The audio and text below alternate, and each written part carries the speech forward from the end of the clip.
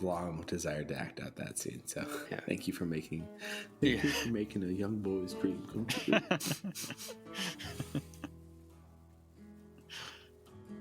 Follow me down this road.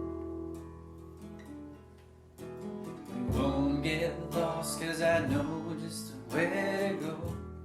Hello and welcome to Raise a Glass, the podcast where we discuss the stories and storytellers that shape us. My name is Hunter Danson. And I am Eric Lintela. And we have a potluck episode this week. We have one of these every once in a while where we both bring something and we bend the laws of time because you, dear listener, you know what we have brought on the title of the podcast, but we don't know what we have brought. That is true. Yeah. So it's a time paradox. Welcome. But before we get started, and fix the rules of time.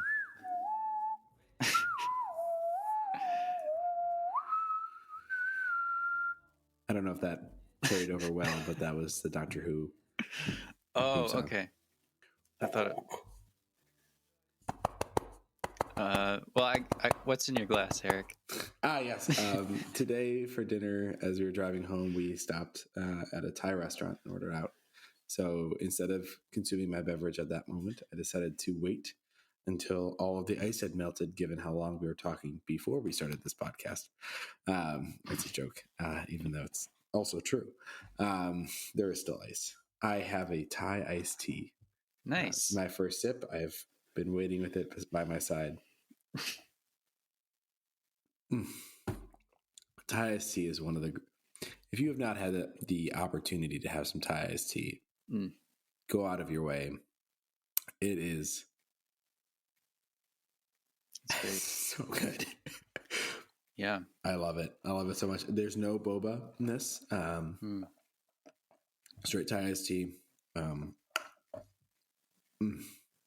Nice. Oh my goodness. Hunter, what is in your glass? I have it's called the Dad Bod IPA from Hop Culture Brewery in Colchester. Okay. My dad got me a gift card there for my birthday, so brilliant. Went and got a couple crowlers, and this is one of the ones I got. I do have a Dad Bod, so it's a Dad Bod IPA. It's quite good. It's kind of like it's hoppy, but it's also sort of like kind of chewy. Okay. Okay. I'm not an IPA guy, so I'm glad to hear that you like it. And Hunter, you might have a dad bod, but I like to think about myself as having a father figure. So.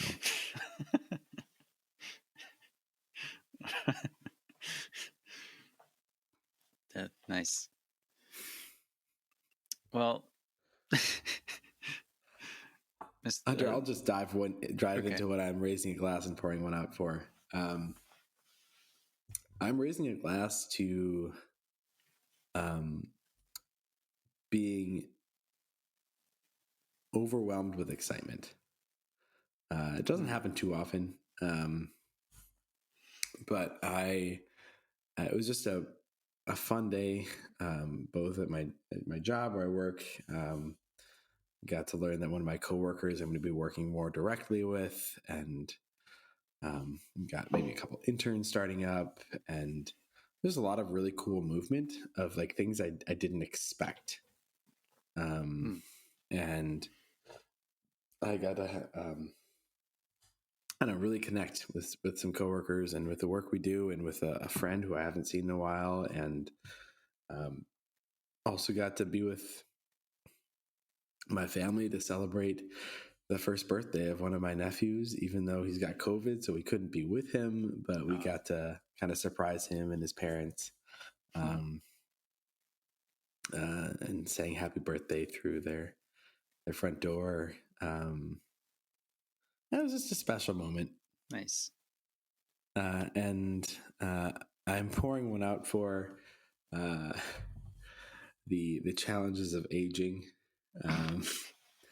I have, as of yesterday night, like so much pain in my lower back, and I have no idea why. Like enough that like I was having a lot of difficulty sleeping last night, and like took Advil this morning, and still I'm like was feeling it throughout the day, and like I think I might have stood too long while chopping veggies for a soup I was making, and not standing on the right, like not standing up with the right posture, or like I've got a little like faux like mat that I stand on in the kitchen.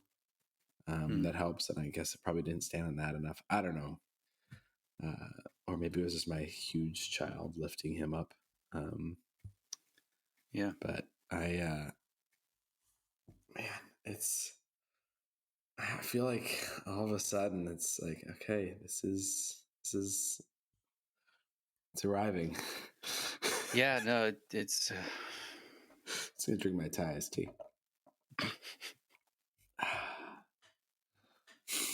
Oh, maybe I should have raised that glass to that. One of the things we recently taught Caleb, this is a parenting win for me, is that moment of like sighing after you drink a beverage, like just how nice it is. Yeah. When he drinks water now out of his bottle, he'll go, and he'll like purposely look at you and go, and so I'll go, and he'll go, Yeah. And I think I've hit the point actually where I've inadvertently taught him that whenever I go, that means he's supposed to drink water.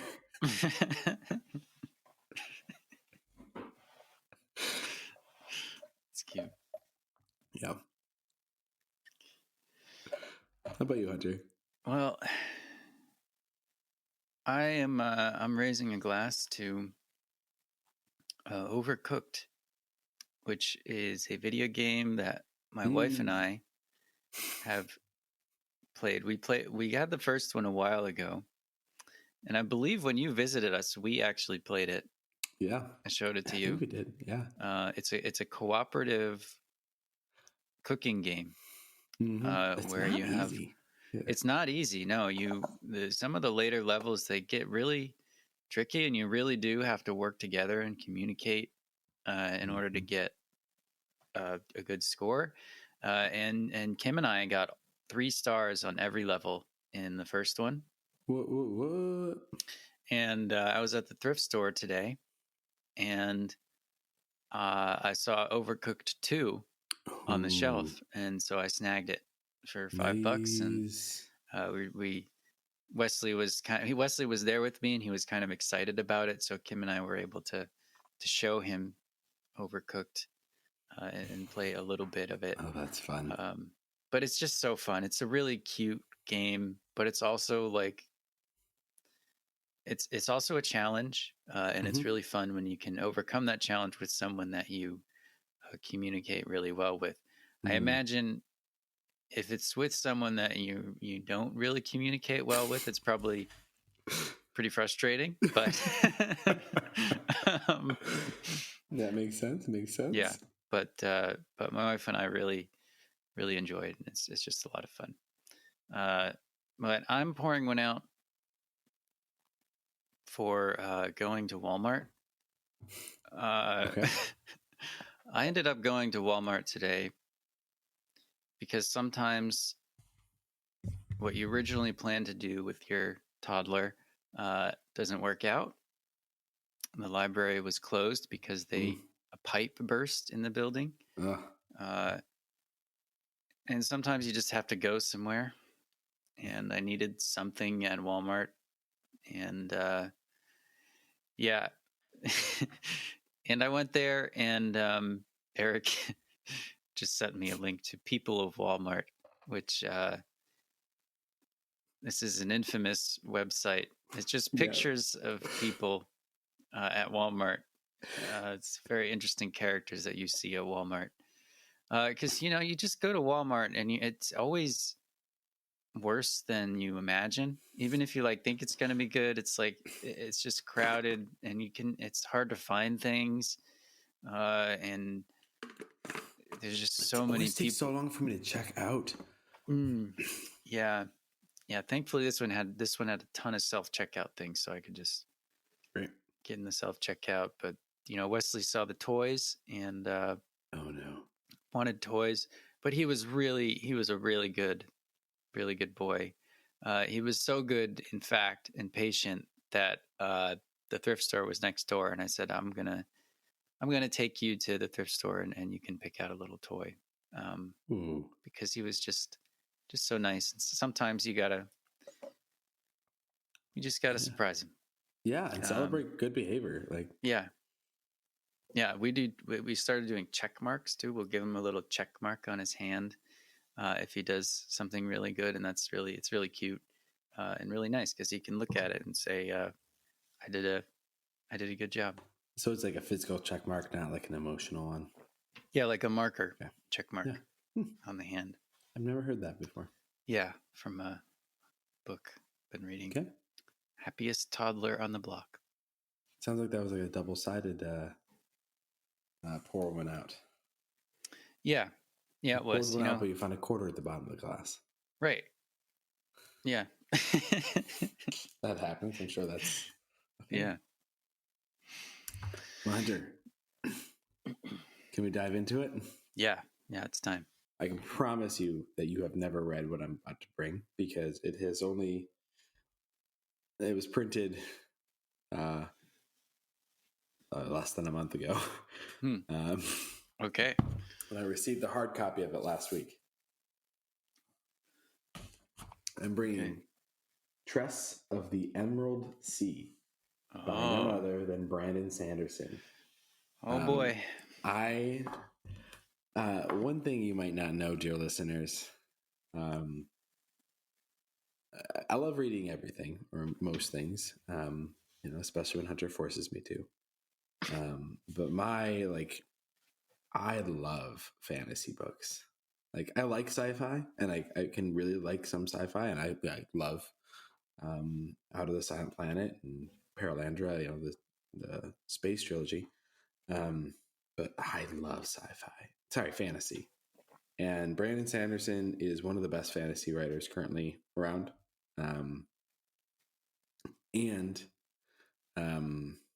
Last year, he started a Kickstarter through his company Dragonsteel, and in this Kickstarter, he revealed that during COVID, he wrote not one, not two, not three, but 4 full-length books without telling anybody. And him and his company, really, he's got multiple people on his team, launched a Kickstarter for a year of Sanderson. Is kind of the language, and you could sign up for a quarterly or monthly package, really. And the monthly is these 4 books, plus other like pieces, like merchandise, shirts, pins, stickers, maps, probably. I did the quarterly, and I kind of went for one of the more expensive ones, so I could get the hardcover, limited edition, foiled. Yeah, it's a nice looking book. It's really nice, and not only is that, it also has for each of these books, they're having a different artist illustrate them, like as the artist wants to, and so like just look at the beautiful artwork.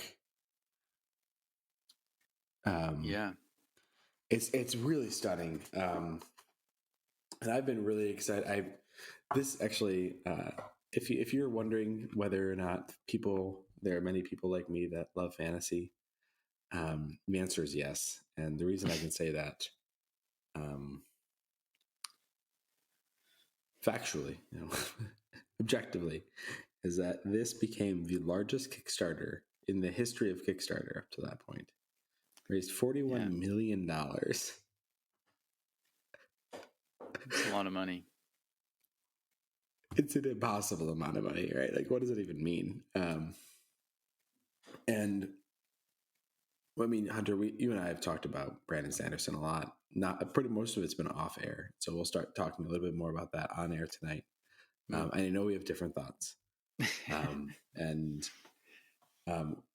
will say a few things about Brandon Sanderson before I kind of share the story of this.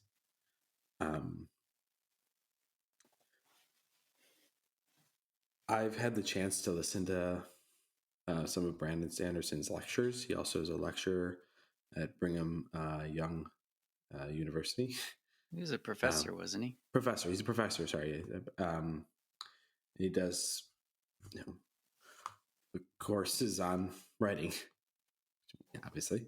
And one of the pieces that I just appreciate as I've learned from him in his story is he decided at a young age that he was going to be an author, and like that was his heart. He graduated college and he was writing then, and he just kept writing. And he was working, I think by his own words, the graveyard shift at a hotel, and writing. And his parents were like, yeah, but like, when are you going to get a real job? And he came to the realization some point in his 30s that even if he never got a single book published, he was going to do this for the rest of his life, because this is his heart. This is what he's here to do. And Hunter, maybe I've shared this before, but it wasn't until his 13th book that he got published. It took him writing 13 books to be published. And then I think that retroactively they published, like some of his previous books were published.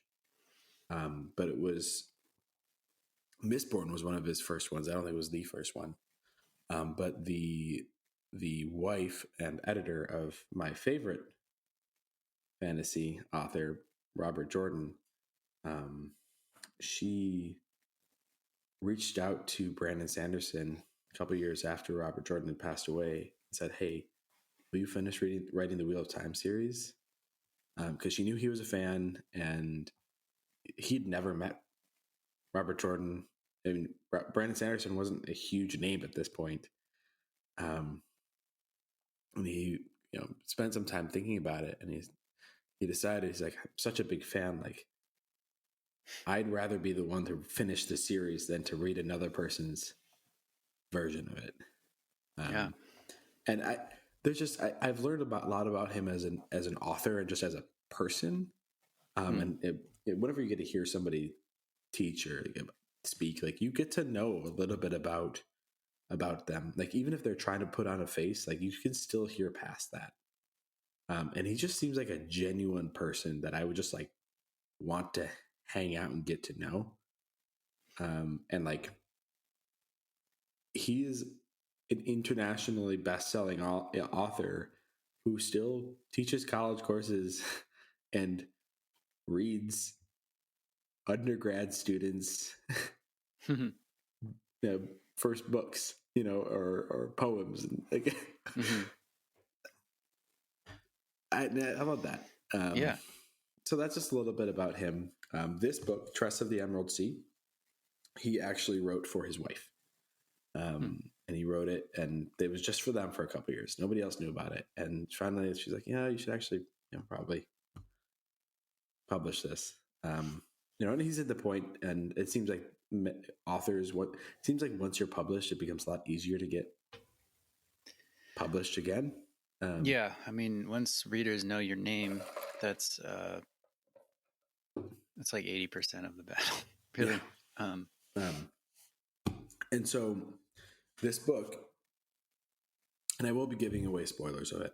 I won't be telling maybe every single thing, but obviously we spoil things, and we're not a ratings podcast. But the reason I kind of went all about Brandon Sanderson and Robert Jordan a little bit too is like that to me is a big part of like the reason I brought this. Like, this is a storyteller who means a lot to me. A lot of Brandon Sanderson's books are connected in this thing called the Cosmere. So he's created this universe where there are like multiple planets that are connected to each other, and there are characters that exist in multiple different books. There are a couple who exist in this one. I have not read every book in this Cosmere. I will probably eventually get around to it because I just enjoy reading them. And I'll share a little bit about why I enjoy reading them and kind of maybe more of the pieces. But this book is ultimately, by Brandon Sanderson's own admission, Princess Bride if Princess Buttercup showed any initiative. Okay.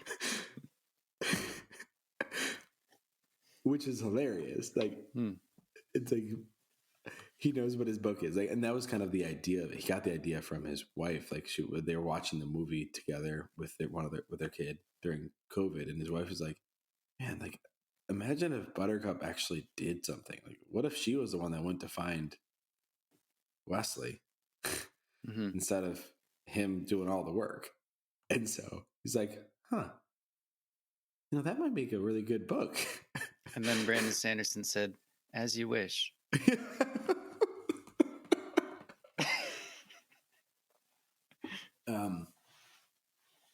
And that's what this book is about. I will dive into more, but Hunter, please, what do you think? Well, What do you wonder? I wonder why this one in particular, because I know you've read a lot of Sanderson. I have tried to. I still haven't finished a book, and maybe I just haven't tried the right one yet. And it's nothing against him. It's just I think that maybe if I had discovered him when I was younger, then maybe my relationship would be different. Because I remember I read Aragon in high school, and I loved it, and I'm not sure that I would love it now. Yeah, honestly, you might. Paolini, he's written more books recently that are probably more interesting now that he's not 18. Yeah.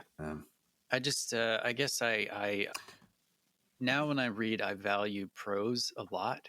Yes. And Sanderson, I think, it seems to be more interested in the ideas and the way the magic works. Yes. Which, is that's the thing.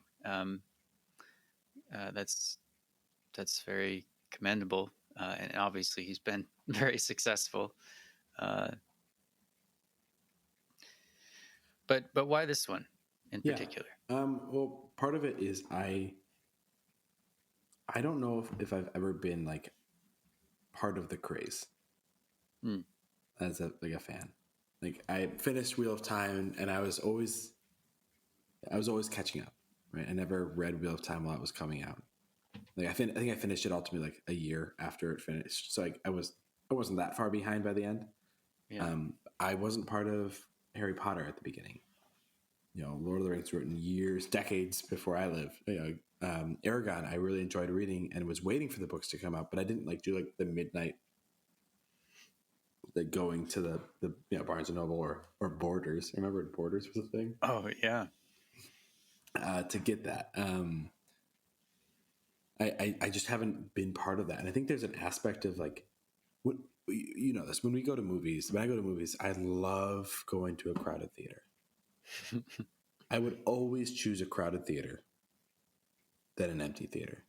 Yeah. Because there is something about watching a movie with other invested people that changes the experience.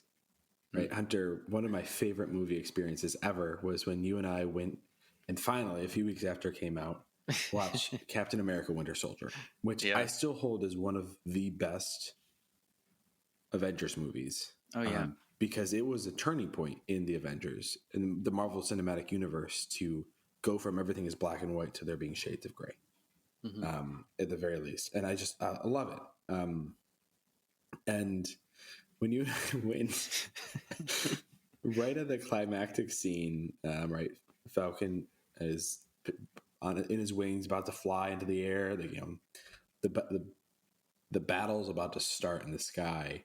The sound went out, and it was a couple weeks after the movie came out, but like it was still a completely packed theater. And I don't know if anybody there had seen the movie before. We hadn't. Yeah. And there was an awkward pause where everybody's like, okay, this could be cinematic, right? Go silent and then you go big, right? And then it just kind of kept going. Yeah. And then all of a sudden, somebody, a couple rows behind us or in front of us, started going. And for the next 2 to 3 minutes, maybe 5 minutes, I don't know, everybody in the theater was like dubbing the film. Like everybody was making the sound effects and like trying to use the words that they were saying to each other. And it was pure joy. Yeah. Right. It was so much fun. And then, they eventually paused it and rewound it. And, everybody's like, oh, I know what's going to happen next. And I feel like there's an aspect of that fanfare and that like being part of the movement, like the emotion and the excitement, that I was able to get I've waited a year. I spent a lot of money. Don't want to say, but it was definitely 3 figures, to, get this and the other 3 books and to support an author who I really enjoy reading, and to be part of like a crowd-funded celebration of fantasy. And it was, I think that was 10 or 11 months ago that I put my money down on it. You know what I mean? Yeah. And come to get this book, and it's just, I took pictures as I was opening it from the box, and it came with this beautiful bookmark and all these pieces there. Premium immediately unboxing. texted I've got a book. I was in a book club for a while. That helped start, and immediately texted the group, and it's like, oh my goodness, just came in the mail. And heard back from some people like, yeah, mine's coming later today, and the other person's like, oh, I just finished the ebook of it, and the other person's like, oh man, I'm gonna have to get that soon. Yeah, and it's just excitement. And one thing I will say about Brandon Sanderson, and I get it. Brandon Sanderson is a very different type of author than you are, Hunter.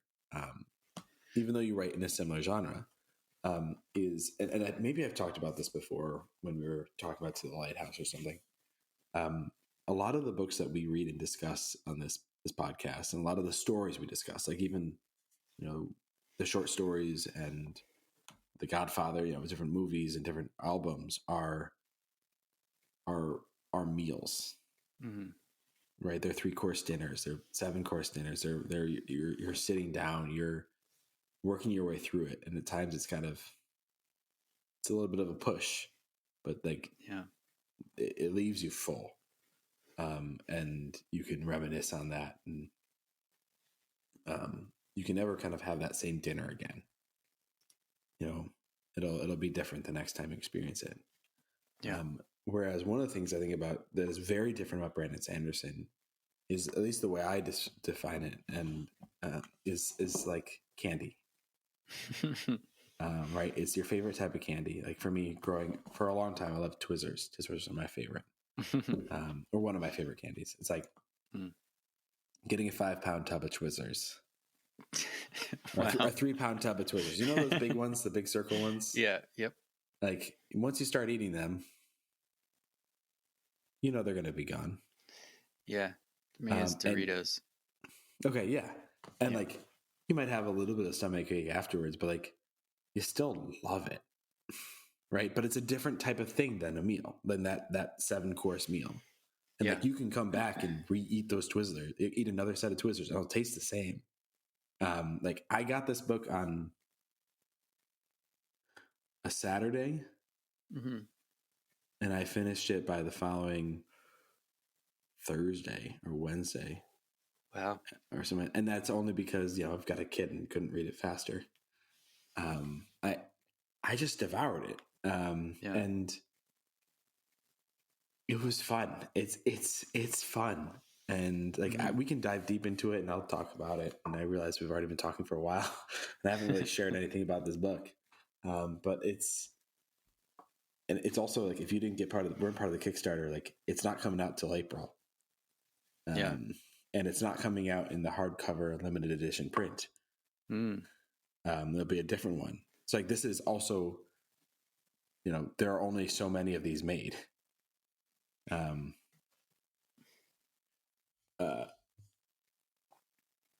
I don't want people to hear like Candy and think bad, because that's part of the reason you read is just to love, for the love of reading.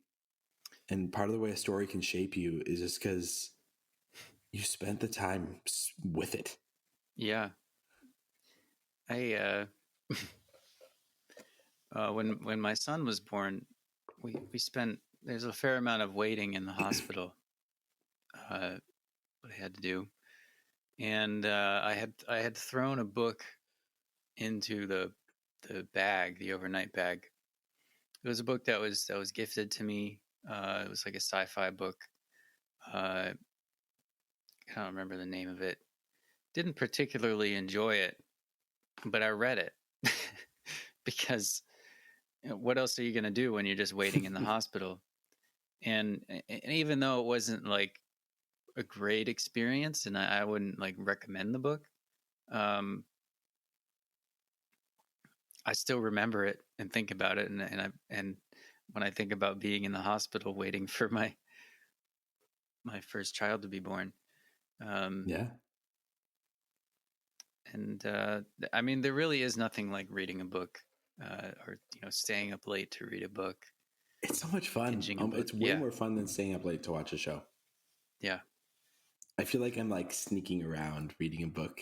Yeah, I never feel guilty staying up late to read a book. Yeah, I feel like I'm sneaking around, but I don't feel bad about it. Like, versus like feeling guilty for like, oh man, I probably should have gone to bed earlier. It's like, I was dreaming about it. I love it, like when you get into a book so much, like your dreams start being impacted by it.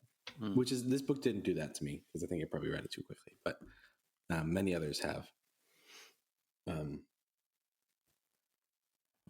A couple of things you noted about Brandon Sanderson are very true in this book. So can I actually talk about the book? Yeah. You brought it. You could talk about it. So Tress of the Emerald Sea, I gave you the one sentence synopsis, is about a girl named Glorf. Glorf, okay. Glorf. The girl had been given the unfortunate name of Glorf upon her birth. Don't judge. It was a family name. But her wild hair earned her the name everyone knew her by, Tress. That moniker was, in Tress's estimation, her most interesting feature. So this is a book that, in its own words, begins this way. In the middle of the ocean, there was a girl who lived upon a rock. This was not an ocean like the one you have imagined, nor was the rock like the one you have imagined. The girl, however, might be as you imagined, assuming you imagined her as thoughtful, soft-spoken, and overly fond of collecting cups. Okay. And it's about this girl, Tress, who's a peasant living on a rock, which is Diggins Point is the name of it, in a world surrounded by seas, who falls in love with the Duke's son, or by the beginning of the book is already in love with the Duke's son, and is, by her estimation, she is, by her own estimation, exceedingly normal in every way. There's nothing particularly interesting about her, and she's fine with that. In fact, she, at one point, and I wish I could remember the specific spaces, has come to realize that she is the primary person that the other girls mean when they talk about everybody else. She's normal like everybody else, whereas all the other girls in her school, in her area, are unique, just like all the other girls. And she doesn't say any of these things sarcastically. Her character is like that's who she is in her own words. She's also a very deep thinker and doesn't make decisions without thinking about them. And in this world, this rock that she lives on is in the Emerald Sea. It's named Emerald after the color of the sea, it being green. And the Emerald Sea and the other seas on this planet are not made of water. This is a planet surrounded by 12 moons. Each moon emits spores, is what people call them. The moons are very close to this planet, and these moons emit spores, which fall in. There's 12 different colored spores, which fall in heaps in one section, and then have disseminated over the years across the sea, or across the ground to create what are these seas. And Brandon Sanderson loves magic systems, and he also loves the way that magic systems can interact with real life science. And so there are boats that sail across these seas of spores because, and this is, I guess, based off actual scientific things that could happen here on Earth, because of an under the sea beds, there are there's vents that they call I can't remember what called the blow or something like that. It's not what they call it. And it's this air that's pushed onto them. And when the air hits these solid pieces that are kind of like sand, it enables the boats, like they become a liquid-esque. They act as a liquid, which allows sailboats to sail across them. And it's really interesting. And there's actually videos out there of scientists talking with Brandon Sanderson, talking with science about the actual science of that aspect of this. And so the challenging thing about these different seas, again, each of which is a different color, or these spores, is not just that each spore behaves differently from the others. It's that all of them become volatile when they are connected with water or any other type of liquid. So if you, in the Emerald Sea, if you were to take a single spore and drop a single drop of water onto it, it would explode into a Jack and the Beanstalk type of vine. And so it's one of the more dangerous seas to sail on. Right. Because if you sweat and it goes overboard, or something happens, all of a sudden your ship could be completely caught in, Jack and the Beanstalk, this huge like vine tree. And the only things that kill these spores are salt and silver. And so everything's, very well thought out of this. And so, whereas the Emerald, they begin in the Emerald Sea. This is one thing I noticed in the book. It took me a long time. Is that Neil C. Hunter, you can't see it for the reader, at the very top of these pages and at the very bottom, there's a little green piece. Do you see that? Yeah. Every page that has the green piece is in the Emerald Sea. This is a standalone book. It's connected with the other Cosmere books, but like there's no other books, as far as I know, as of yet, that happen on this planet. At some point, they move to the Crimson Sea. And at that point, the dots become red. And at another point in the book, they end up in the Midnight Sea, which is where the dots become black. Yeah. So they do not go to all 12 seas. The other 2 seas that they end up on are the Crimson Sea. If water hits that, huge spikes emerge. Like imagine like a pit of death that you'd fall into, like shards. And the challenge with that sea is not just how volatile the spores are, but there is rain on this planet. And on 11 of the 12 seas, or 10 of the 12 seas, it has been charted.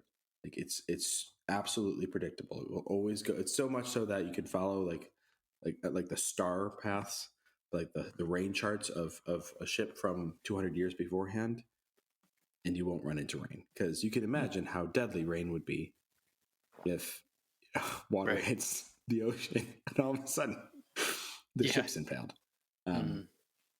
The only sea where that's not the case is the Crimson Sea. The Crimson Sea, the rain is random and sporadic, and so it's impossibly dangerous to sail because nobody knows what's going to happen. And then the Midnight Sea is unique in that it has if water interacts with it, it creates a bond, but a type of bond between the nearest human and what the essence of this black sea. So imagine flubber. Have you seen flubber? You know how that green like thing can like speak, like is like interactive, like knows Robin Williams' thoughts. Yeah. Like imagine if you could create your own flubber. With water on these spores. Yeah. And so like they can get it to change shapes. Like they can. The problem is water is the commodity. And so with that one, as you're teaching it, as you're having it like do things for your spying, it's draining you of, you make a deal with it and it drains you of water. So if you're not continually drinking water, you will die of dehydration. And this is another major important plot point of this book. This is a world with like 2 combating powers. The first is the king and his empire. Think of it like think of it like Pirates of the Caribbean, the British Empire. Yeah. Right. They own all the islands, pretty much. Dutch East India Company. Yes. And the other power is the sorceress, who lives on an island in the Black Sea. And she has made a deal with, she's poured enough water in, whatever, she has like her own monsters that go across the seas, destroying any ships that come near them. She's actually like an almost immortal person from a separate planet with different versions of technology. Like there are things like laptops and stuff like that none of the people in this world are like, they're at the point where they're just discovering cannons and stuff like that. They have got guns, but like they don't understand what it is. Like imagine if somebody in 1760, imagine if George Washington had a tablet, like what is this? And so they're kind of at war. Pretty much the sorceress is like, if you come near me, you're going to die. And so very quickly into the book, Tress's boyfriend, or the person that like he loves, the as you wish type. And what they were really realizing is that as they said, as you wish, she was really saying, I love you. Yeah, whatever. Charlie is captured by the sorceress because his dad's the worst and wants to force him to get married to somebody. And he's pretty much he sends Tress these letters and cups because she loves cups, saying, I'm going to do as much as I can to be so boring that nobody wants to marry me. And like he learned the 38 different types of plywood so he could talk to somebody. He became the most boring as possible. And at one point there's a letter like the Duke really thought he got him. At one point there was one of the women was deaf and then he threw up on her during breakfast. And so the Duke like gives up on his kid and sends him to sail the Crimson and Midnight Sea, pretty much to just kill him. Yeah. And so he's captured. And so Tress finds out about this eventually and is trying to decides that she's going to go save him, which is an impossible task. Mm-hmm. And there are many reasons why it is impossible. And the first reason is that the only people allowed to leave Diggins Point are sailors who are visiting and the Duke and his family. Because Diggins Point is so... what's the word? Nobody wants to live on Diggins Point. Nothing grows on it, pretty much. It's tiny. There's the only water they get is from like deep, like under the earth water spaces. It's boring. There's nothing going for it. And so all of the local inhabitants have been told they have to stay there. So she has to figure out, her first thing is figure out how to get off the island. Oh. I wonder where his wife is from. Brandon Sanderson's? Yeah. Because, I was just thinking, if Tress is like his wife, then I wonder where she's from. If it bears any resemblance to this island. It's an island? Yeah, that's a question. Yes.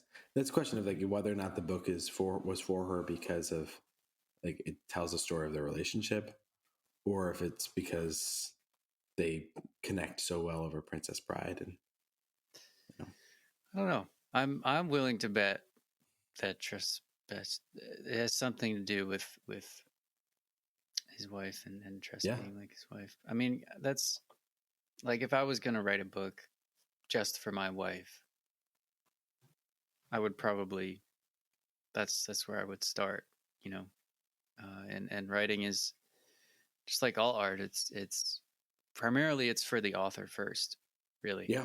I think you can fool yourself into thinking that it's for other people, but really, when you sit down to write, all you have to go on is you.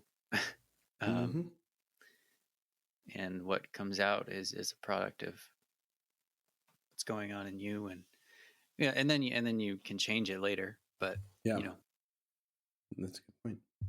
Sorry. No worries.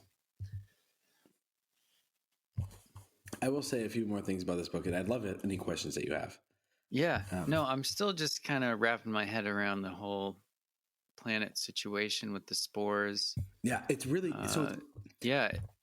Sanderson's magic systems are fantastic. And this whole idea, like he begins to tap into it, but you only go on 3 of the 12 seas.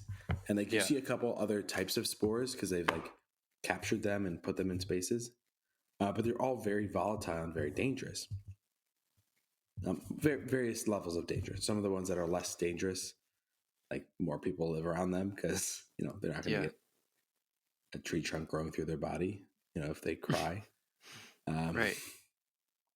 And so there are many different things that happen throughout this book. But one of the major themes that happens is Tress's development.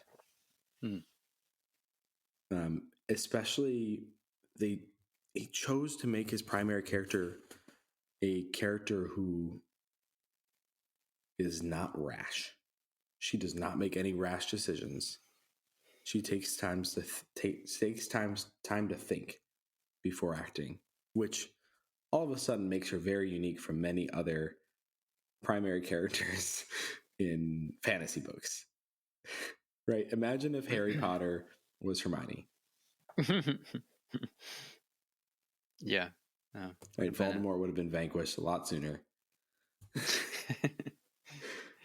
Yeah. But he's the chosen one. Yeah. Just to be grateful it wasn't Neville. I mean, I like Neville. I agree. I think Neville is highly underrated, especially in the first few books. But anyways, so it starts, right? I read to you the very first 3 lines of this book, or first a few lines, and it's she's altogether boring is kind of the vibe of it. And by the end, she has somehow become the captain of a pirate ship.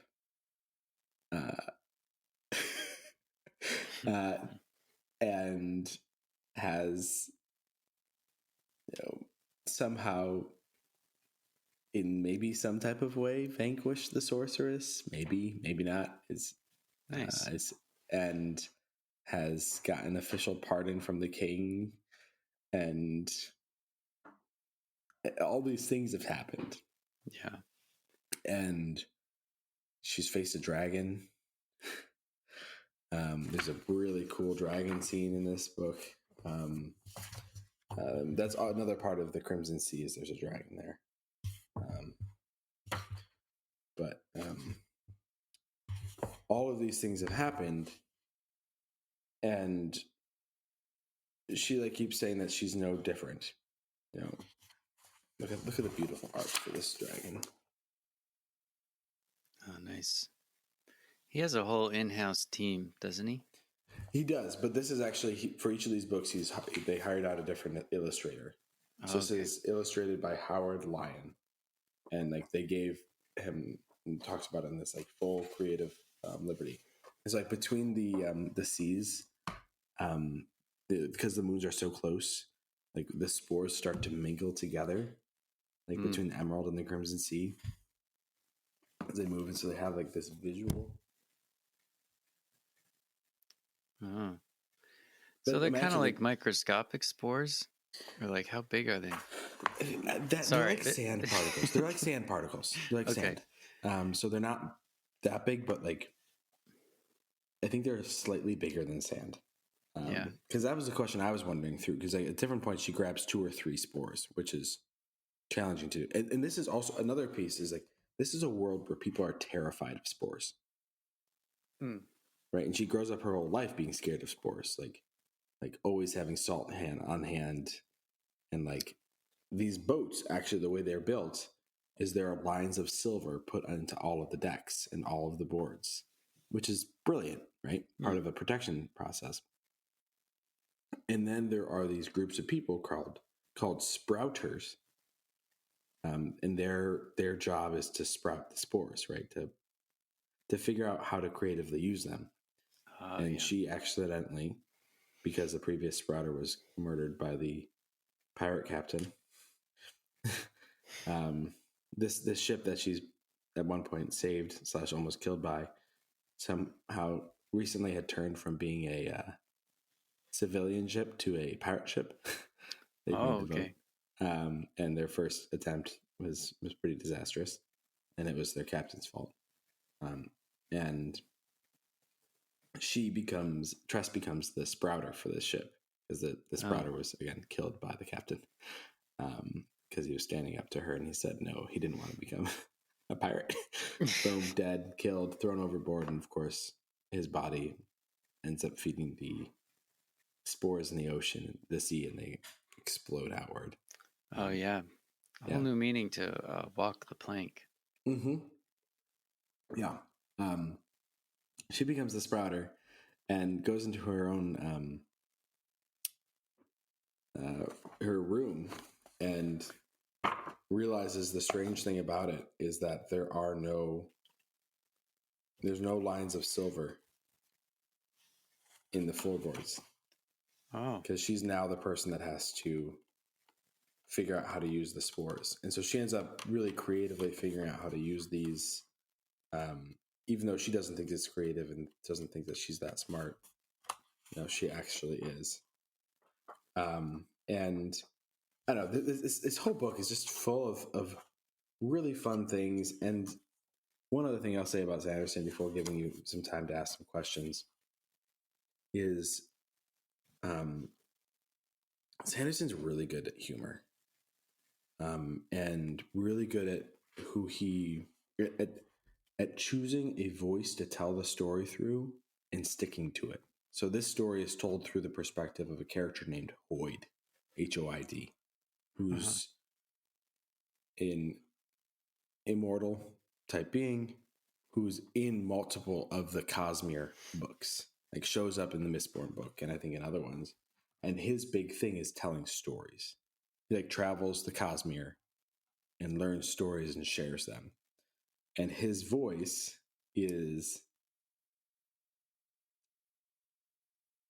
very like sarcastic and witty and funny. And then also sometimes it's a little too preachy, which is actually a frustration I had at times in this book. I'm like, stop telling me what I should think about this. Like, I don't care. Like, get on. Right. And it only happened a couple of times. But it takes you a long time to learn who the voice of this book is. But he tells it, and actually he's in this book. He's not just the voice of the book, like the one telling the story. And like you get an idea of why he could tell it, because he's like an immortal being. Like, why couldn't he just be third person omniscient, But he's actually been cursed. The sorceress curses people. Okay. And pretty much their curse is like the worst possible punishment for them specifically. And they can't tell anybody about their curse, but all of their curses can be broken, and they know how to break their curse, but nobody else does. And so there's always this possibility that their curse could be broken. Yeah. And he's been cursed in this book on purpose. But he just is a complete bumbling idiot when he's around, even though he's like ultimately the hope, is their only hope for defeating the sorceress even is somebody that they don't even know that he's brilliant, because he's just a bumbling idiot, but he's also their only hope. It's like, this is the visual of like the last scene, and I won't tell anybody about it, but again, magic systems. Right. Hunter, I want to talk more about this book, but I want to get your thoughts and questions.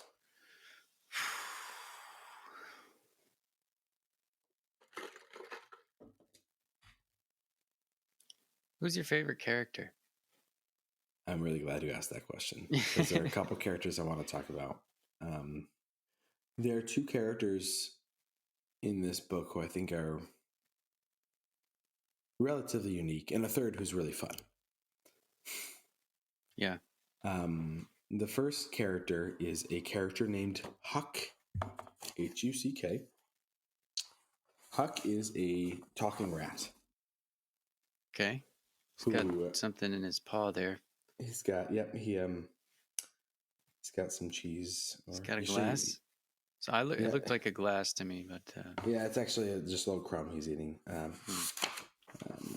You learn about Huck's opinions on cheese actually at one point. And, Huck is a talking rat who is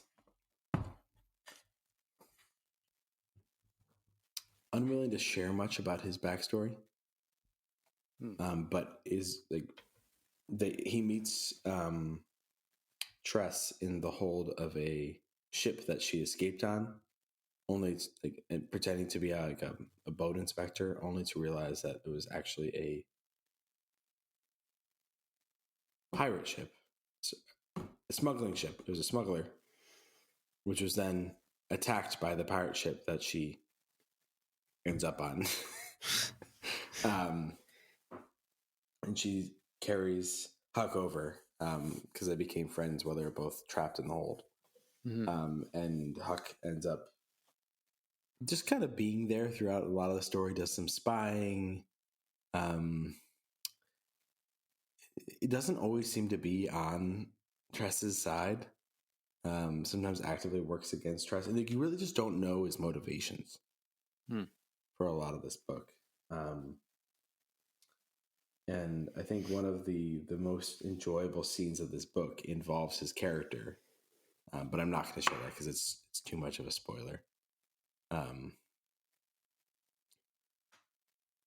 But he ends up like kind of letting you see the different part of the world because because of his perspective as a rat, and so right.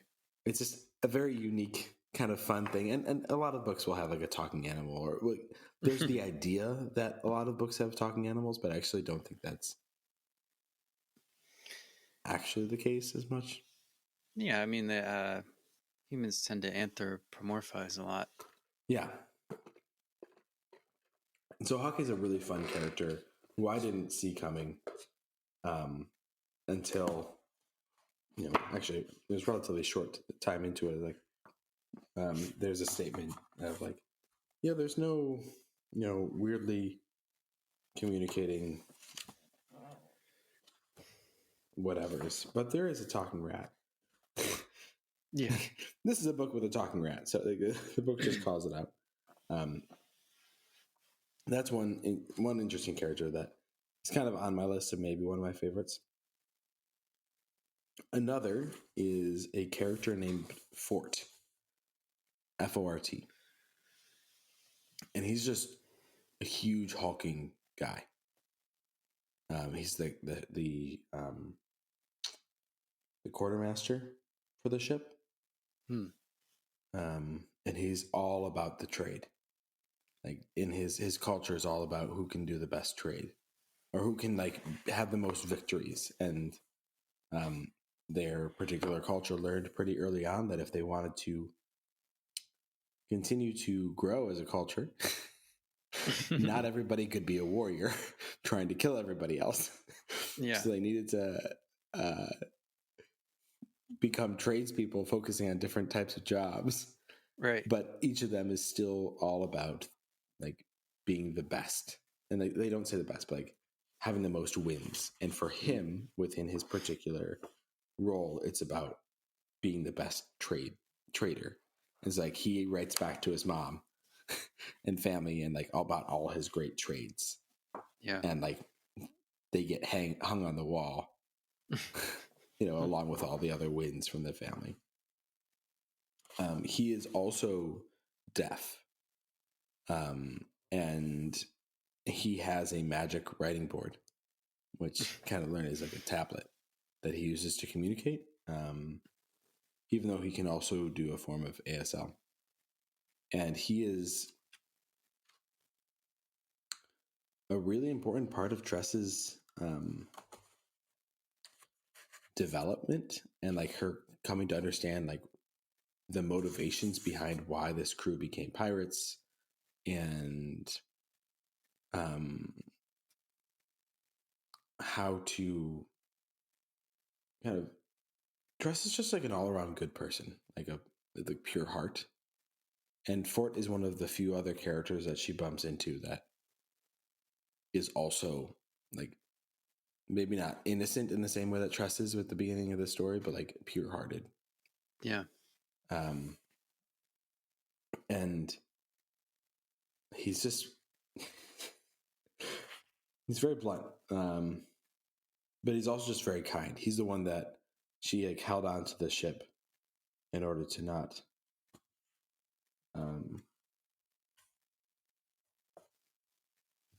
the pirate ship when she originally got there, and he's the one that brought her up out of the ground from the side of it onto the ship. And so he's kind of always in her case, on her side. I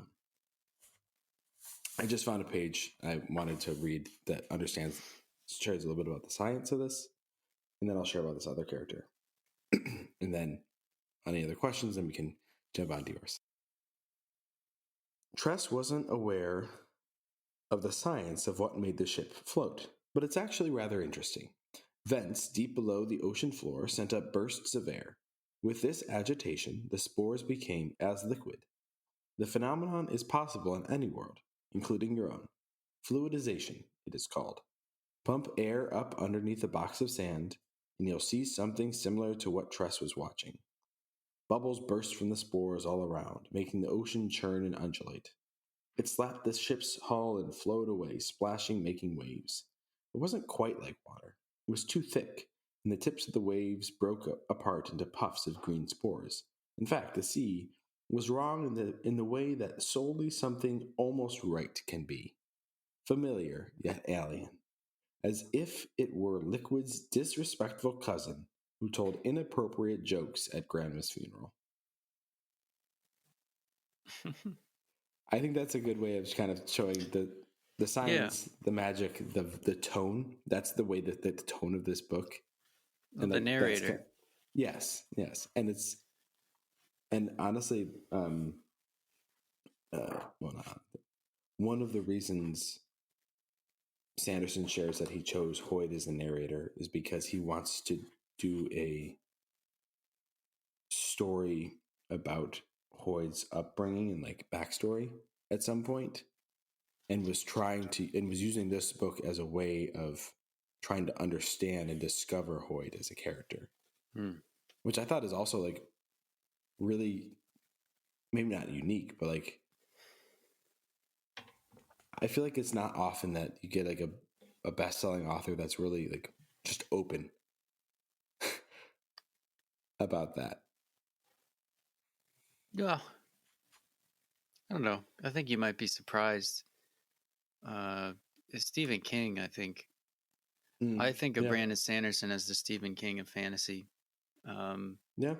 Which, if you've read Stephen King's On Writing, his memoir about writing, definitely recommend it. It's really, really cool just to get a glimpse into his process. Even if he's not one of your favorite authors, he talks about other writers and writing in general, and it's a really good read. But writing is try and do it sometime. It's really mysterious. You just kind of sit there and try to come up with something. And in my opinion, you have to be open in order to really write, because you don't know what you can't conceive of a story in its entirety. You have to kind of uncover it. Yeah. And it seems like Sanderson uncovered something pretty cool. Yeah, and it's a fun story. It keeps progressing. There's a lot of like times where Tress is given the opportunity to make one decision, another decision, or sometimes even a third, and she, unlike many other primary characters in stories, like instead of acting, takes time to think. Yeah. In the last character I was going to talk about, the boat that she's on, most of the characters, most of the members of it, aren't named. Hoyt just calls them Doug. So there's a bunch of Dougs on the ship. Like most of the crew is Doug. If they're not important, they're just called Doug, and so Doug does a lot of things. And one of the other exceptions is the ship's doctor. Is actually another almost immortal being who solely joined the ship just to watch Hoyt be an idiot so he could take notes and make fun of him in front of their friends for the next few decades. And he's all about, like, he wants to buy people's brains and trade their ears, and like he has that ability. Like he's part of a race that's like lost, like doesn't need a body, but they choose to have one. And he like sews extra ears onto his body, and like that work. And he also allows for rapid healing. Allows for the characters to get injured, but like healed back to health. It's just a very ridiculous ensemble character that could be overpoweringly helpful, but he's chosen to like kind of remain neutral, even as he takes time to heal them and try to buy their spleens. All right.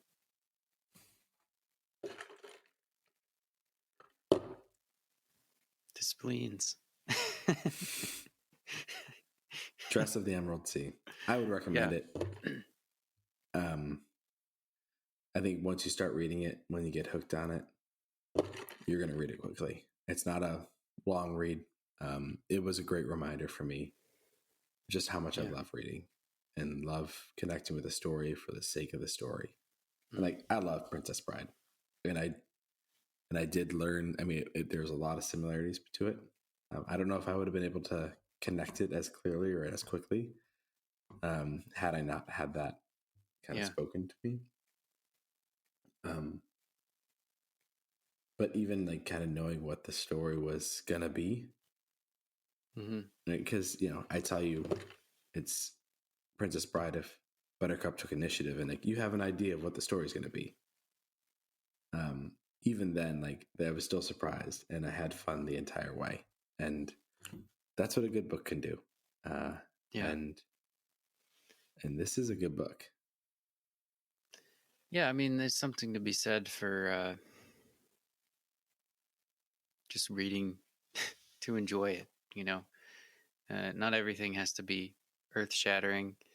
I mean, it's also great when those two go together, and I think they often do. Like, To the Lighthouse is a very enjoyable experience. It's just a little harder. Once you're 3/4 of the way through, it retroactively becomes enjoyable. Yeah. That was my experience of it, which is very different. Again, the meal, candy. Yeah. But I have brought something that I know you have read, that I know you have studied extensively. Oh, no. In fact, we have studied this together in the same room when we were freshmen in college, and with a man named Danish House. Oh my goodness. I don't know if you remember that name. It took me a little while to remember it, but with a name like Danish House, you cannot forget that name. Danish is a huge Trekkie. Oh, we should have brought him on for the last episode. Like he would trounce us in any type of conversation. Yeah. But I have brought the Book of Jonah. Oh. And I love it. Yeah. I was trying to decide. I had read Candide recently. Thought about bringing that. I didn't really enjoy it too much. I appreciate Voltaire, but it's just not it's not an enjoyable read, at least for me. Appreciate the honesty there. Yeah. And then I thought of Jonah. It's a whole page and a half long. And when we really encountered this, we went to a conference, an InterVarsity conference in college, freshman year, and we took the same course. You do like a study course, and then there was like a large group. And our sort of small group study course was on Jonah and on how to read the Bible or something like that, hermeneutics or whatever. And I remember, I believe it was Danish who said this. He said, depending on the skill of your pastor, when you go in on Sunday morning, you get, maybe a steak or maybe a hamburger or something that tastes decent, But right now, what we're going to do is bite the cow. And we bit the cow. Do you remember? Yeah. Is it coming back? Yeah, it's coming back. I remember the tables that we sat on. Fluorescent lights in that hotel, first floor space. with colored pencils. Oh man, is this where we first got introduced to the inductive study?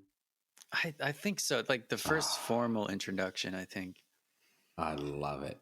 I'm so excited you brought this. Yes. Yeah. Tell me Yeah. more. So Jonah, if you haven't read it, you could probably go read it in about 5 minutes. By this point in the podcast, you could have read it 15 times. Yeah. And it's about Jonah, the son of Amittai. God tells him to go to Nineveh and to tell the Ninevites to repent or the city will be destroyed. The Ninevites, I guess, are doing some pretty shady stuff. And Jonah says, nope, and sails the complete opposite direction. He gets on a boat, tries to flee, and God starts making a storm come up around the boat. And the sailors are just absolutely terrified of this storm because, they're going to drown. And Jonah, while the sailors are fighting for their lives on the deck, Jonah is sleeping below the deck. So they go and wake up Jonah, and Jonah's like, oh, sorry. This is because of me. And they're like, well, what do we do? And they're like, Jonah's just like, just throw me, chuck me overboard. And the sailors, they're like, I guess, but they try to row towards land and it doesn't work. And so they say, oh God, Lord of the Hebrews, please forgive us. And they chuck Jonah overboard. And then Jonah is swallowed by a fish, and he's in the fish's belly 3 days and 3 nights. And he prays to God this prayer of repentance. And it really is a beautiful. I'm just going to read it because it's so short. It's this. Listen, dear listeners, listen. From inside the fish, Jonah prayed to the Lord his God. He said, in my distress, I called to the Lord, and he answered me. From the depths of the grave, I called for help, and you listened to my cry. You hurled me into the deep, into the very heart of the seas, and the currents swirled about me. All your waves and breakers swept over me. I said, I have been banished from your sight, yet I will look again towards your holy temple. The engulfing waters threatened me. The deep surrounded me. Seaweed was wrapped around my head. To the roots of the mountains I sank down. The earth beneath barred me in forever. But you brought my life up from the pit, O Lord my God. When my life was ebbing away, I remembered you, Lord, and my prayer rose to you, to your holy temple. Those who cling to worthless idols forfeit the grace that could be theirs. But I, with the song of thanksgiving, will sacrifice to you. What I have vowed I will make good. Salvation comes from the Lord. And the Lord commanded the fish, and it vomited Jonah onto dry land. So Jonah goes and preaches to the Ninevites. He's not very enthusiastic about it. He says like one sentence, like repent or the city will be destroyed. And everyone just goes nuts. They start, they put on sackcloth. They put ashes on their head. The king makes this proclamation. Maybe the Lord will be merciful, and the Lord is merciful. And Jonah is really mad about it. So mad. So mad. Are you? God says, "Are you really so very angry, Jonah?" And Jonah says, "I am angry enough I could die."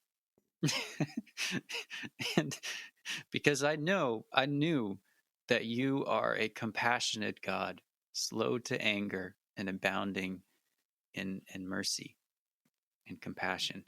And Jonah kind of sulks. He goes away, and God makes this vine that comes up over Jonah to give him shade. And Jonah is really delighted about the shade.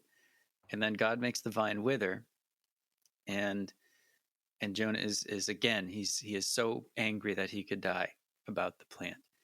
and God, like the last sentence, it just ends. It says, but the Lord said, you have been concerned about this vine, though you did not tend it or make it grow. It sprang up overnight and died overnight. But Nineveh has more than 120,000 people who cannot tell their right hand from their left, and many cattle as well. Should I not be concerned about that great city? Mm. And that's the end. And not knowing their right hand from their left, that's not like a reference to their intelligence. More likely it was a reference to like their moral judgment in the Hebrew, according to the notes in my Bible. But that's Jonah. And I mean, I chose Jonah because it was one that we connected over in college. Mm-hmm. And it's just so short, but it gets stuck like a sliver. At least in my mind, it has been stuck there ever since freshman year. Yeah. I thank you. That prayer is that was the first time I feel like I really interacted with it. And I feel like so much of my life, I felt like I've been entangled in the weeds, you know, stuck at the bottom of the ocean. Yeah. Only to cry out and to be brought out. God heard me. God hears. Yeah. Jonah is so he's so relatable. Maybe we don't want to admit it, but I know for myself, like Jonah, God says, hey, Jonah, go to Nineveh, do my will. And Jonah's just like, nah. And he goes the complete opposite direction. Mm-hmm. And he never really like learns his lesson. It doesn't really say whether or not he learned his lesson. Yeah. I've heard people argue that he does, because who else would write Jonah outside of Jonah? Yeah. But we still aren't, it's not clear that that's the case. Yeah. Agree. So, Audrey, it seems like part of the reason you brought it up is because this is a story that shaped our relationship. Yeah. Is there anything you want to talk about around that? Let me open up a can of worms and see which you decide to pull out. And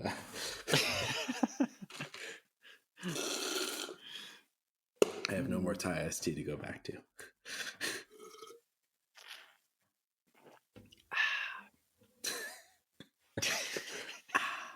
Drink my water.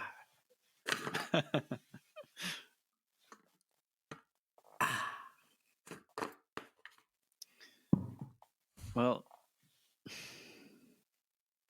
I think there are two big things with Jonah that I want to talk about. And I think in response to that question,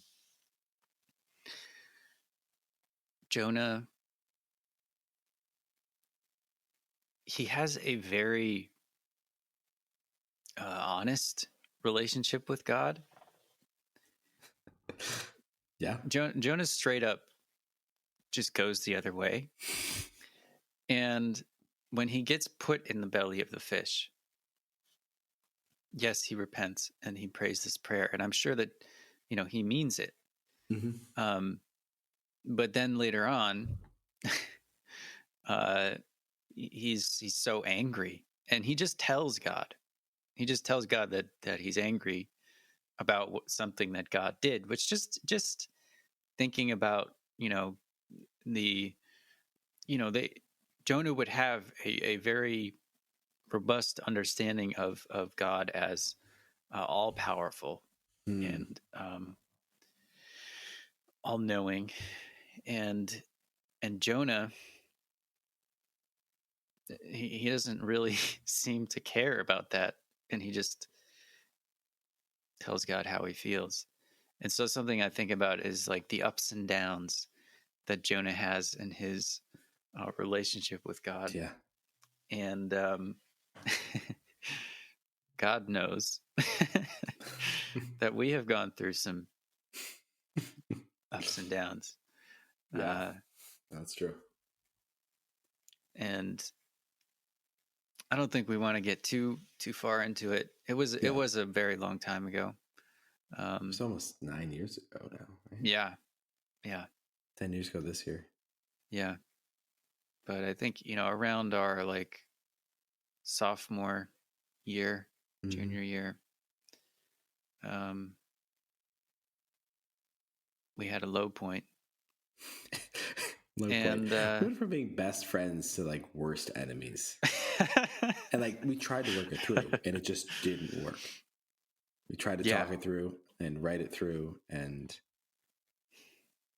yeah, I mean, I think something we could talk about is part of it was due to just how different we are. Like our personalities are so different, and the way that we approach problems and things. And at that time in my life, I was also still much. I didn't have quite as good of a reign or understanding of my critical nature as I do now. like, can I add a couple things? Yeah.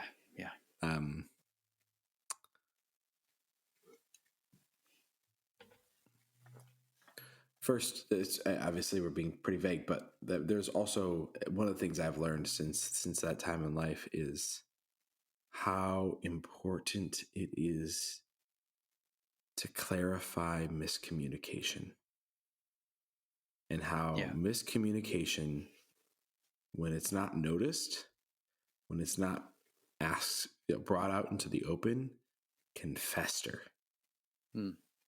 And can become something that is much different than what it started as. And it can ruin friendships. It can ruin relationships. It does regularly. And it's not always just miscommunication. And I mean, it wasn't just miscommunication in our case, but if that miscommunication piece had been brought out earlier, like it wouldn't have been a big deal at all. Yeah. And I think something that connects more directly with Jonah is the part where he gets mad about the vine. And God says to him, "You have been concerned about this vine, though you did not tend it or make it grow." And I think one of the lessons I had to learn is that there are some things that I just can't control. And, whether it be things that happen on the news or things that happen with my friends. And like, they're just not, it's kind of like a vine that is in God's control, which is where it should be.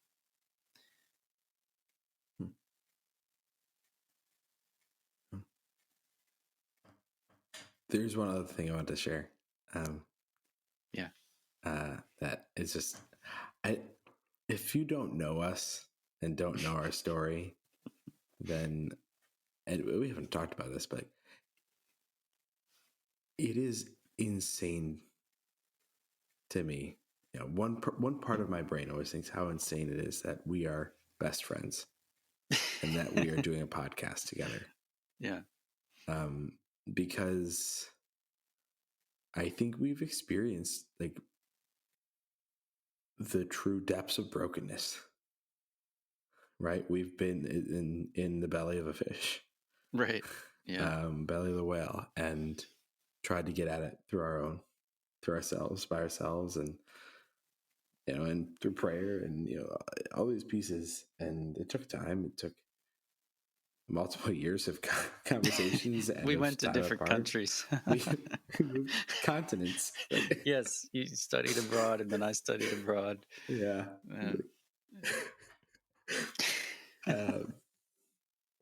And we decided to give it another try our senior year. Like, hey, like we both separately decided, like, hey, we're gonna give this friendship one more try. And man, something deeper grew out of that.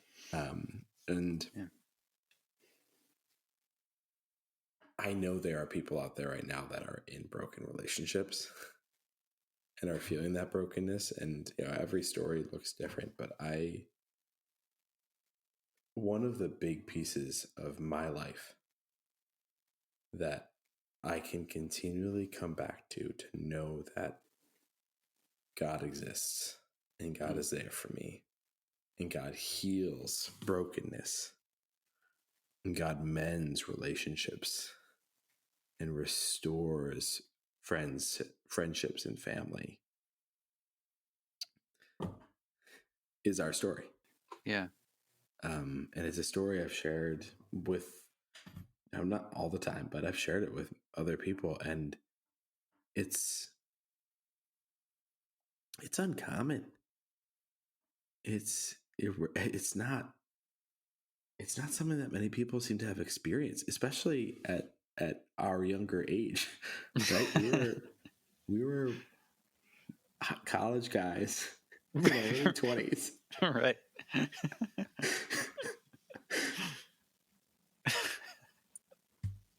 I mean, we couldn't do that by ourselves. Like, there's no way that Yeah. we were the reason that relationship was healed, even though we were part of it.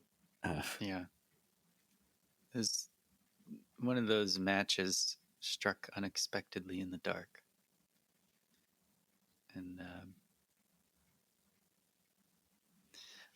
I mean, also just like the beginning, it was just kind of like we had such different personalities that like it was hard for me to imagine like being friends with you. Like you were friends with everybody, so that part wasn't hard. But like I don't know, and then it just kind of we like watched The Mentalist. Oh, that'll be one of our future episodes. We've talked about Yeah. it. Going back The to The Mentalist. That's a story that has shaped us. Yeah, and then coming back senior year was kind of like that too. Yeah.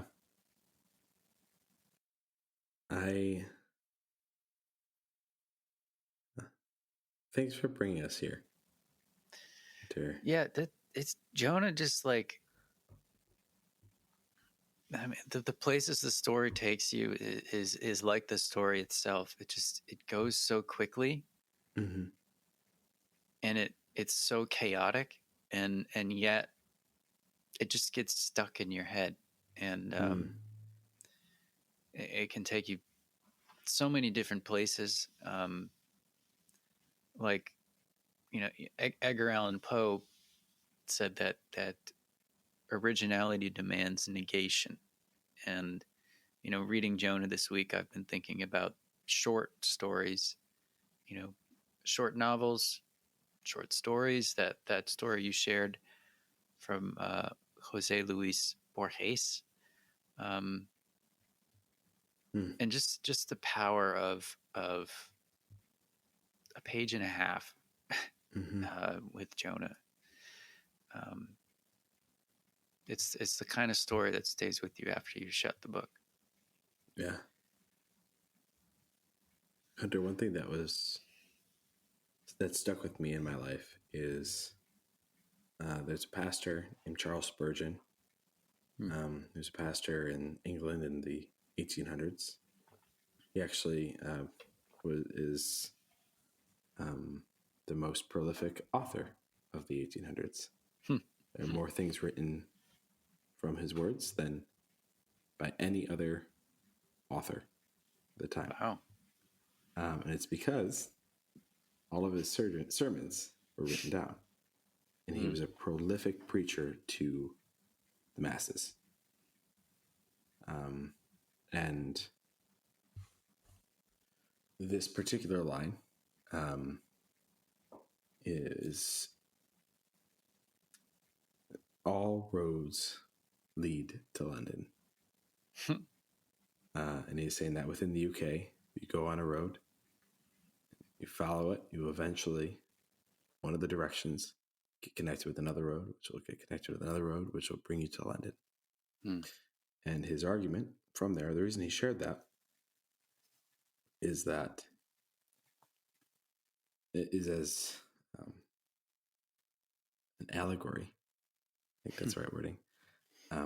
In that all passages in the Bible lead to Jesus. Is allegory the right word to use? Or is it a metaphor? I think it might be a metaphor. Metaphor, okay. I'm still working that one out. It's a metaphor for that. And so you're reading or talking about the story of Jonah, and I was just thinking about the story of Jesus falling asleep on the boat in the midst of the storm. Right. Right. Just like Jonah. Like, yeah.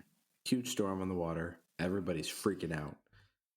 Jesus and Jonah are just passed out. They're zonked. And there's no reason they should be. Like, it's not like a storm that's gently rocking the boat. Like, they're probably actively being moved around by shaken up and screaming. And in Jonah's story, what happens? He tells the people it's him, and then they cast lots, and it falls on Jonah, and he says, "Throw me over," and they throw him over, and the sea is calmed. Right, that's what happens. He's like, "I sinned. Throw me over. I sinned against God," and God responds. And Jesus is in the story of Jesus. What happens? He stands up. He calls out the sailors, his disciples, for being afraid, for sinning, and he rebukes and calms the wave. So whereas Jonah's sin led, the storm is the cause of Jonah's sin, and God's response, to Jonah being thrown over is to heal it. Like for Jesus, like the storm and the calming of it is a way of showing who God is, who Jesus is. It reverses, it right. maybe negates some of these pieces, and that's not all that you can grab from Jonah, but that kind of stuck out to me in that telling that you gave. Yeah, and there's the sign of Jonah. Jesus himself says, the only sign that will be given to this generation is the sign of Jonah, because Jonah spends 3 days and 3 nights in the belly of a fish. In the belly of a whale. And Jesus spends 3 days and 3 nights in the tomb.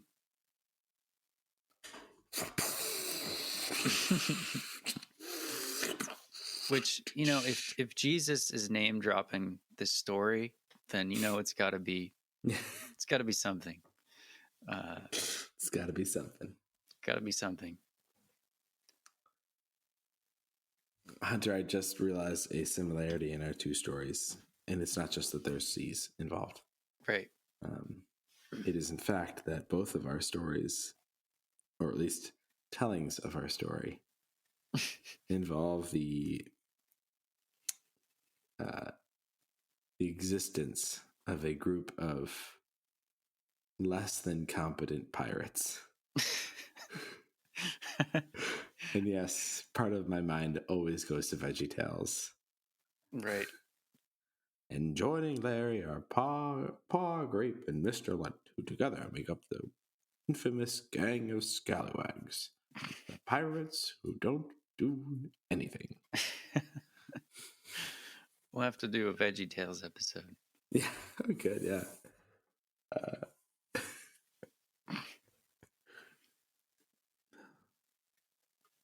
Jonah's definitely worth it. If you haven't read it, if you've only ever heard of Jonah, give it a read. You don't need to believe in anything in particular to read it. Yeah, but it's you brought up of it. I guess I've never actively thought of it as a short story. Yeah. But that's what it is. Yeah. And I appreciate the way that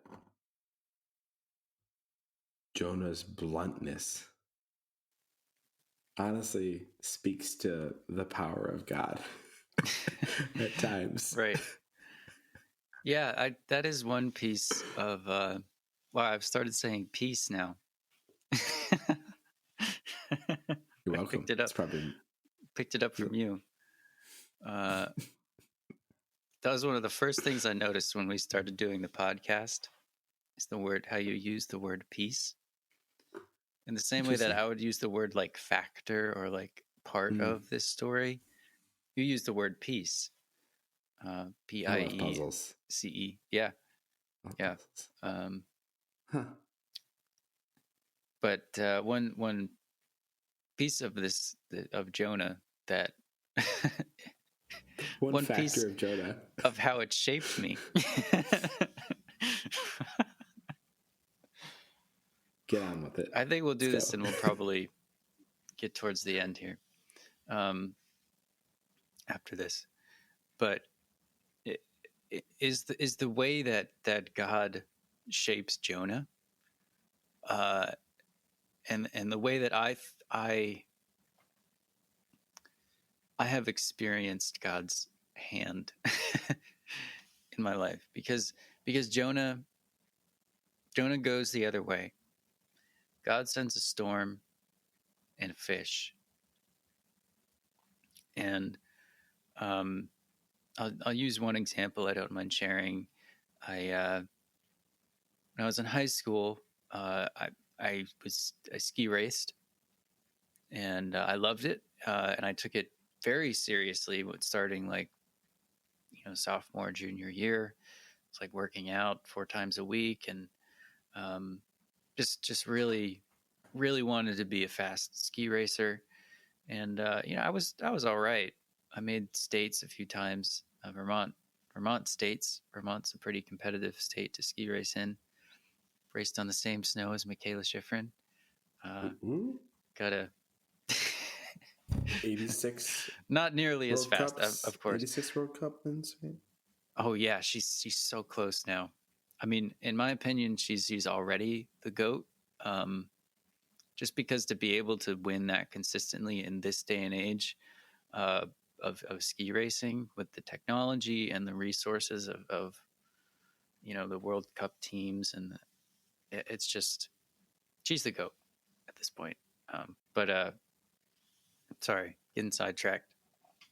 High school ski racing, and maybe I was taking it a little too seriously, or at least making it such a huge part of my identity, that it was kind of eclipsing my relationship with God. And my junior year, found out that I had a femoroacetabular impingement, which is bone spurs on the end of my femurs where they fit in with the hip socket. So all that time I was ski racing and moving my hips and all that stuff was ripping the cartilage in my hips with the bone spurs. So I had to have orthoscopic surgery and have those grinded down. And so that took me out like the beginning of my senior year. And I did end up racing that year.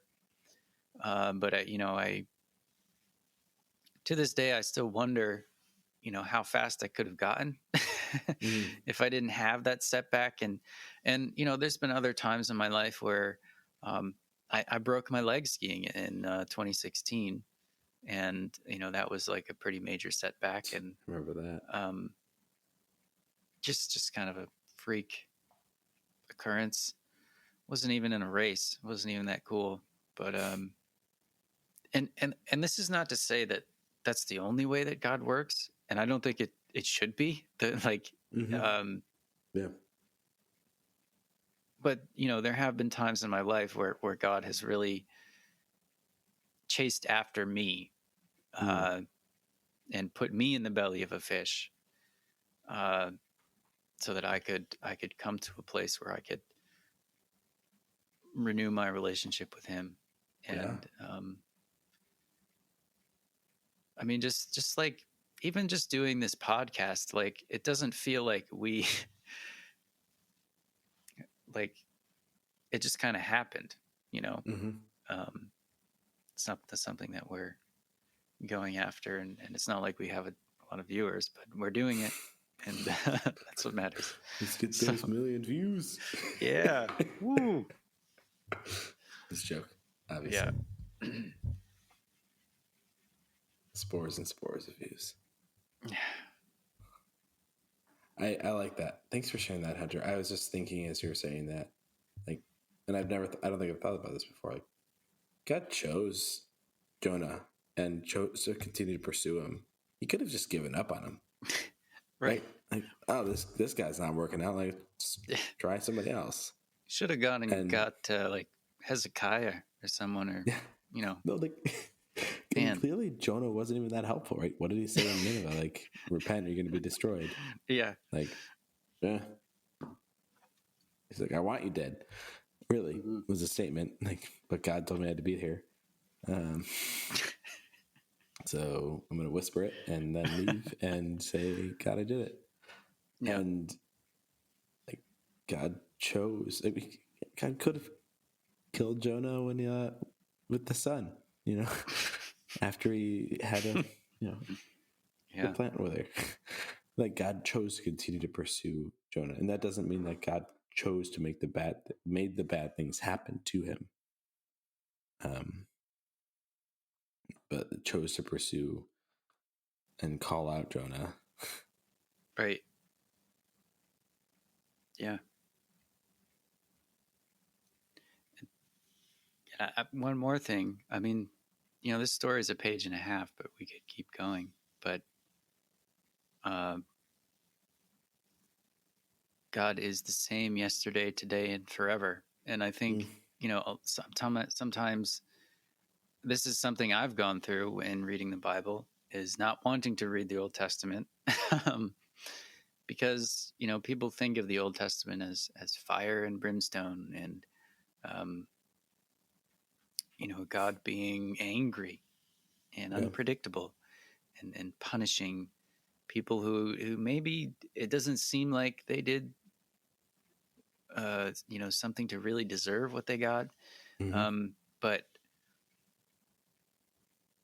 But Jonah says, I know that you are slow to anger and abounding in compassion. Yeah. And if you think about the way that God handled Jonah and the Ninevites, that's true. If you take a broader view of the whole Bible, when you go into other books of the Old Testament as well, that's true as well. But Jonah just so succinctly, it just holds together so well as a one story, and it really illustrates it. Definitely. Yes. Hunter, thanks for bringing that. I didn't expect that. And and I appreciate how I feel like every time we bring a couple books, we are in very different places in what we choose to bring. And then, of course, there are similarities and things that overlap, but these have actually become some of my favorite episodes. Yeah, it's really fun.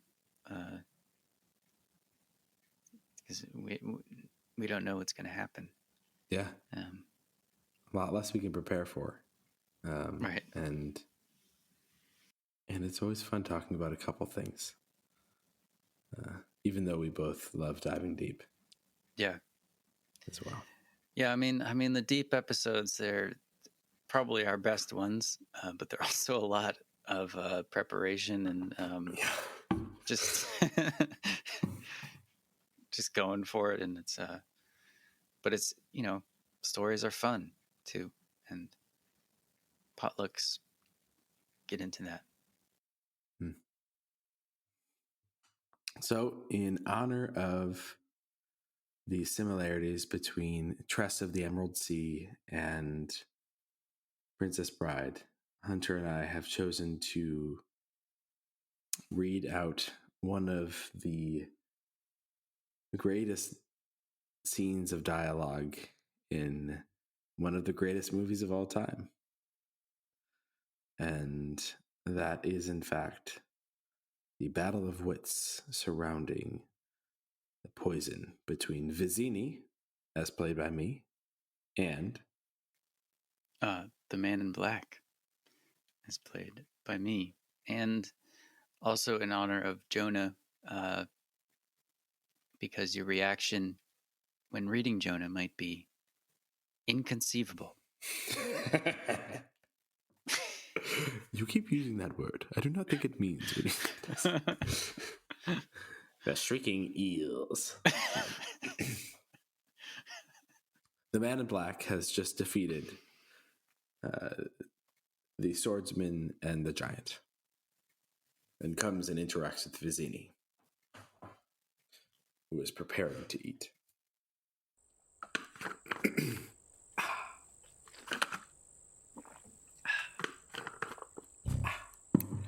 So, it is down to you, and it is down to me. If you wish her dead, by all means keep moving forward. Let me explain. There's nothing to explain. You're trying to kidnap what I have rightfully stolen. Perhaps an arrangement can be reached. There will be no arrangements, and you're killing her. But if there can be no arrangement, then we are at an impasse. I'm afraid so. I can't compete with you physically, and you're no match for my brains. You're that smart. Let me put it this way. Have you ever heard of Plato, Aristotle, Socrates? Yes. Morons! Really? In that case, I challenge you to a battle of wits. For the princess? To the death? I accept. Good. Then pour the wine. Inhale this, but do not touch. I smell nothing. What you do not smell is iocane powder. It is odorless, tasteless, and dissolves instantly in liquid, and is among the more deadly poisons known to man.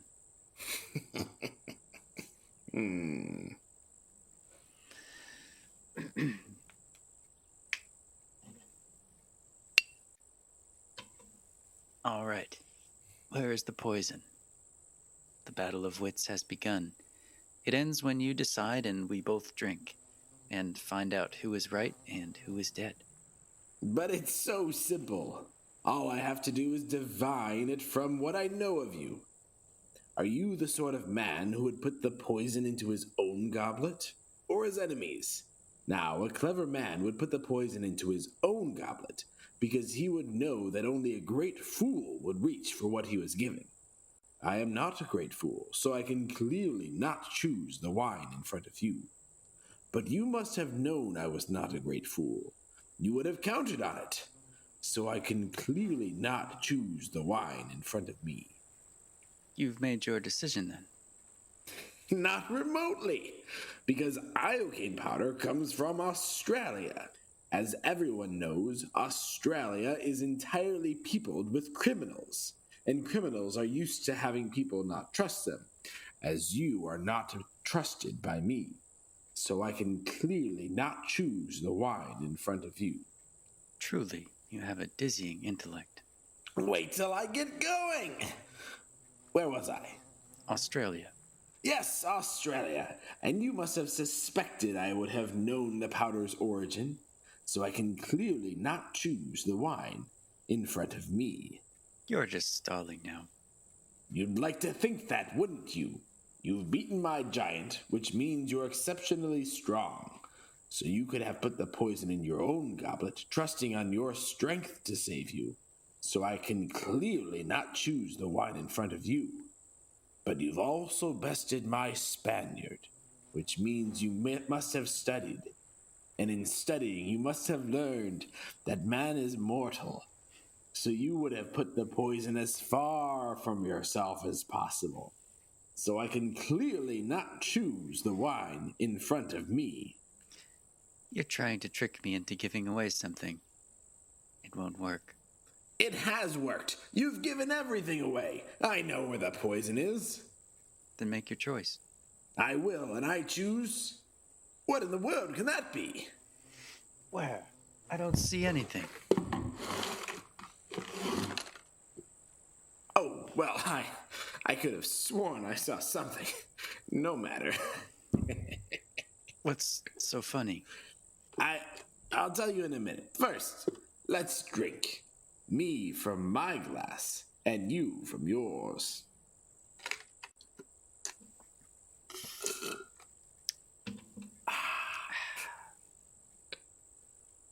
You guessed wrong. You only think that I guessed wrong. That's what's so funny. I switched glasses when your back was turned. Ha ha, you fool. You fell victim to one of the classic blunders. The most famous is never get involved in a land war in Asia. And only slightly less well known is this. Never go in against a Sicilian when death is on the line.